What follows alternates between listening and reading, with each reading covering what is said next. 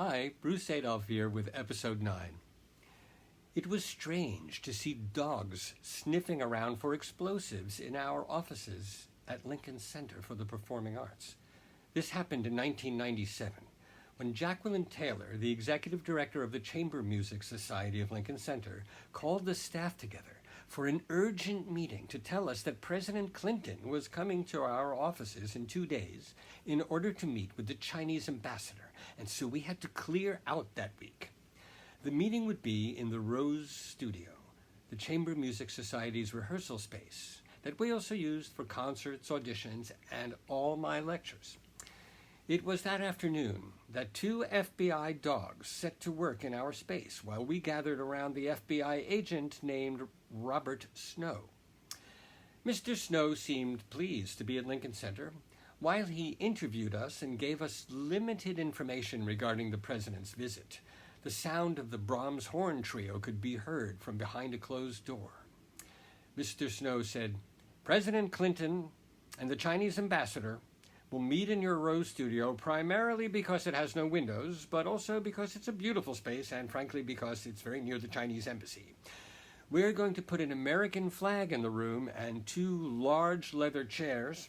Other than that, we won't change anything in there. I'm sorry you'll all have to leave, but I'm sure you understand." Then he looked at us with a curious expression and said hesitantly, "So, this is the Chamber Music Society of Lincoln Center, right?" We all nodded yes. He continued, "Well, if you don't mind my asking, that music we're hearing from somewhere here, is that chamber music?" We all assured him that it was, and he smiled and said, "Well, I guess I must like chamber music because I like how that sounds." Jackie Taylor tried to sell him a subscription to the entire season right at that moment, but he agreed only to 1 concert. Then his curious expression intensified, and he said very quietly, "So you people are the staff working here in the offices all day, and then you go home and change clothes and come back and play the concerts too?"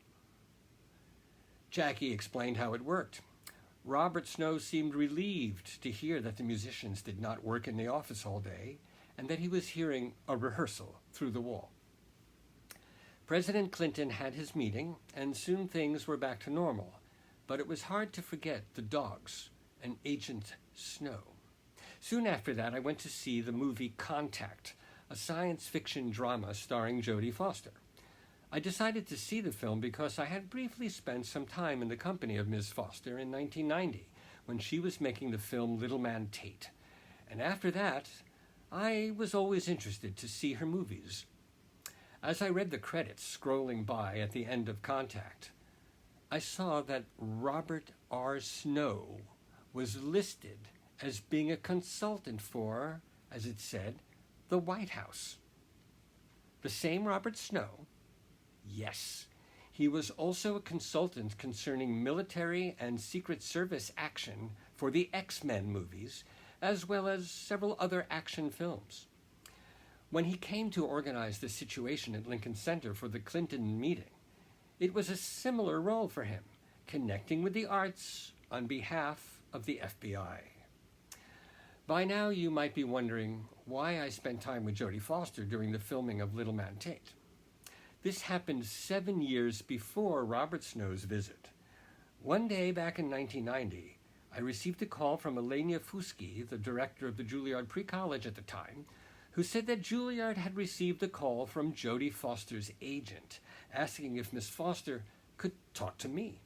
Apparently, Jodie Foster was directing a movie about a child genius, and for her research, she wanted to interview some child geniuses, whether their gifts were in math, science, music, or language. She had the idea to ask Marion Seldes, the actress and faculty member of the Juilliard Drama Division, how to find a young musical genius at Juilliard. And Marion had called the pre-college, where the younger students studied, and Elena had thought of me because she knew I taught many of these extraordinary kids, and also apparently the school trusted me to present the child's abilities in the right light. The young genius I selected for Jodie Foster's research was an 11-year-old pianist-composer named Orr Carmy. Orr had been studying composition with me and had recently composed an emotionally charged, Prokofiev-inspired piano solo. Jodie Foster and her assistant came into my room a few minutes early to talk with me before we met with Orr. Jodie, if I may call her that now, asked me what to expect from Orr. I told her that he would be shy but direct and very, very honest. Jodie said, "Do you mind if I ask him some questions?"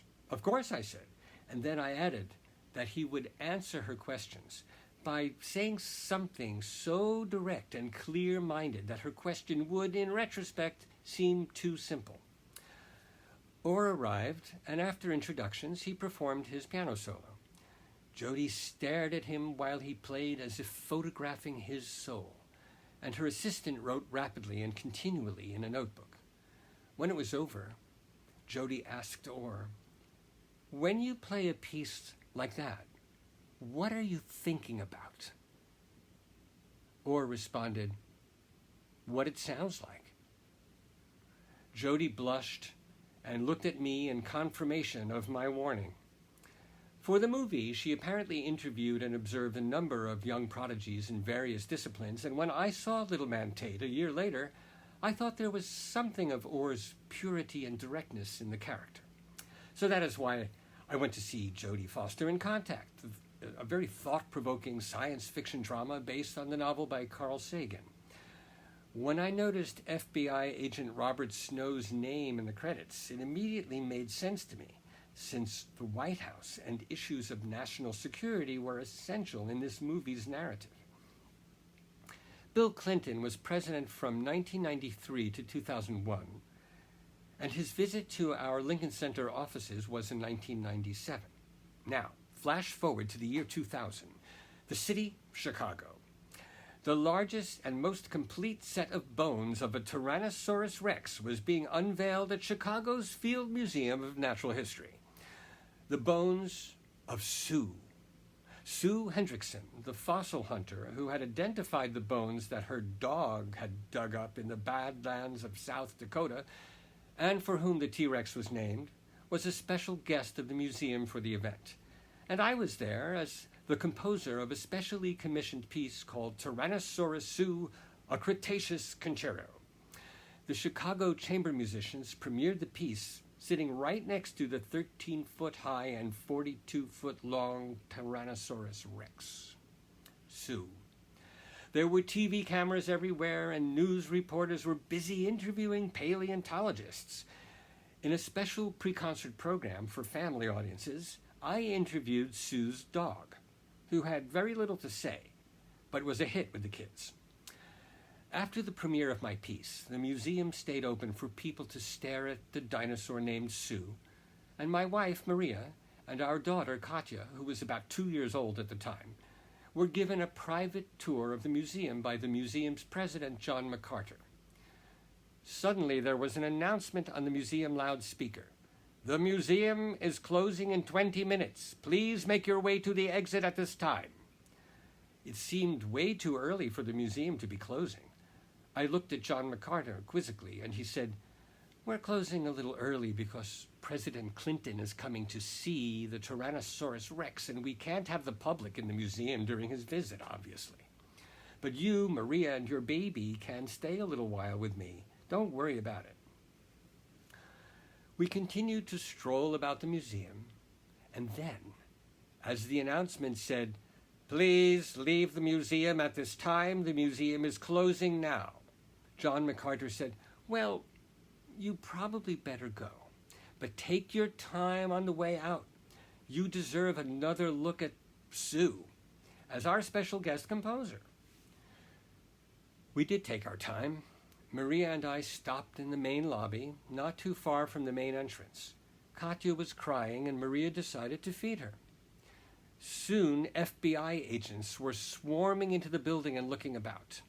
An agent came right up to us and said rather aggressively, "You have to leave right now. President Clinton is about to enter the museum. Leave now." I got slightly riled up and said, "We will leave after our baby has finished eating and not before." The agent's face turned red. He was about to say something when in walked President Clinton with an enormous smile. He saw us and came right up to us as the angry agent backed away. Clinton looked at us and said, "Hello, people." Then he looked at Katya and said to all three of us, "Beautiful baby." We thanked him, and he strolled on toward the bones of Sue.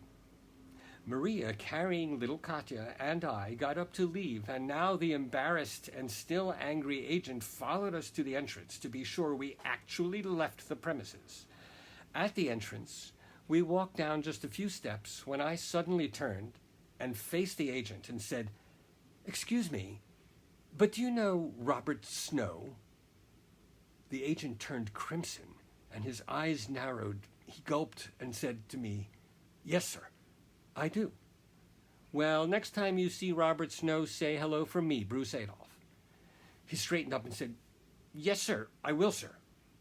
Maria and I turned to go, and as we walked down the steps with Katya, we exchanged a humorous sideways glance, and we did not look back at the agent or the museum. We were thinking only of two things: Agent Robert Snow and the words, "Beautiful baby." To be continued.